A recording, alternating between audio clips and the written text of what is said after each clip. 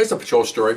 I was working, obviously, uniform patrol for about, well, I've been on the job maybe 3 years, working with a Caucasian partner, because where I worked, they always had a Mexican officer and a white officer. There's good guys. Another, on RealCopStoryVideos.com, this guy was a panda bear, 6'6", 240, gentle giant. They got him, they pranked him. He didn't like spiders, so look that one up. Okay, they pranked him on a spider call, and I tell you, man, that was freaky. It was kind of, I thought it was pretty funny, but he got pranked about not liking a spider. Here's this guy's built like a truck, and he's ran from a spider. Anyway, that's another story. But so we're working together, and get a call to go to the station. I go in there, and a sergeant meets me, a Caucasian sergeant. He goes, "I need to talk to you." And I thought, oh man, did I screw up? Takes me in the sergeant's room, and he goes, "You speak Spanish?" I go, "Yeah." He goes, "Okay.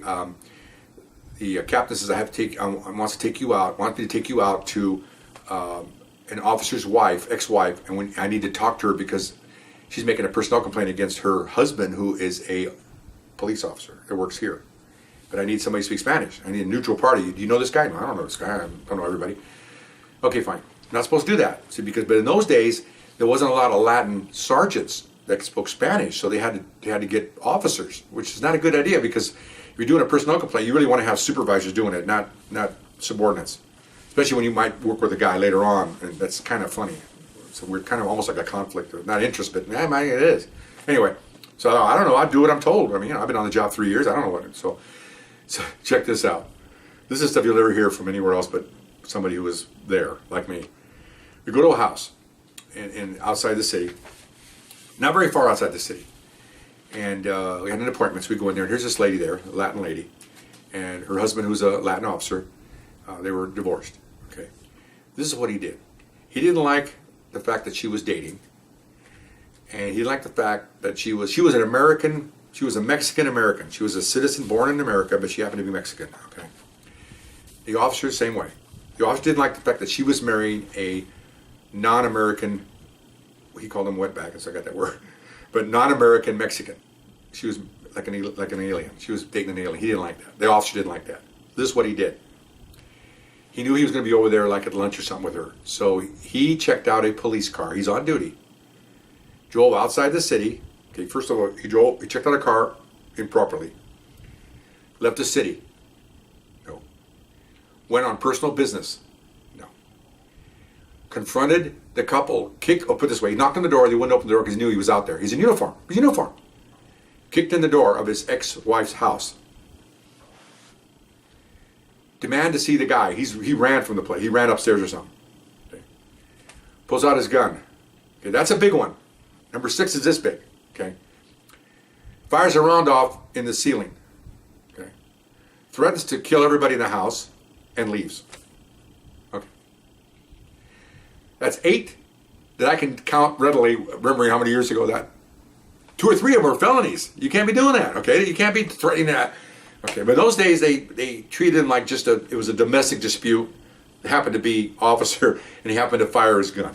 And he told the sergeants, the other sergeants were interviewing him because he spoke English, obviously, that he said he went in there on his lunch break, and that the gun went off accidentally.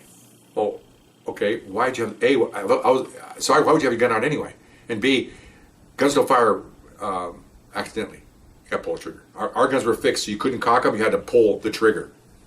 Okay, so I'm translating all this, and she's in tears and she's scared, and so, whoa, wow, I wouldn't even get in an argument with my neighbor, okay, because we have a standard. It's called CUBO. It's called Conduct of Becoming an Officer. It's a catch-all. So it's not a crime involved, but you go there and you give F-bombs at your neighbor because his trash can's in your yard, and he calls the police department, you're going to get suspended because you're not supposed to do that. You are psychologically approved to carry a weapon and have the public trust. You cannot be out there acting like a normal thug and fighting people and verbally assaulting them and throwing trash over the wall. They don't know. So they have a CUBO section that covers everything that's not covered by law, like illegal stuff. So I'm like, drove back, and he says, okay, this is all, the sergeant tells me, this is all confidential. You don't tell anybody we're even out here. I said, I hate to put you on the spot, blah, blah. And if it ever comes up that you have to work with him, let me know, and you will not work with him. I said, okay. And then the last thing he said was, don't worry. He looked at me, don't worry. He won't be here very long. Okay, that was good. Well, as soon as he went in and told the captain, the guy was suspended administratively for home arrest kind of thing, stay at home, and then within a month he was fired. Okay, which and nowadays, those days were a little lax. They just fired him and they figured that was the end of it. Nowadays, they would have filed charges. I'm sure of it because this is horrible. I mean, you threaten. Doesn't matter if the guy's an illegal alien. That doesn't really matter. It's a human being. You threaten him. You fire a round off your ex-wife's house.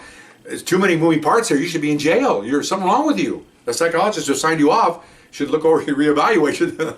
You shouldn't be able to carry a gun.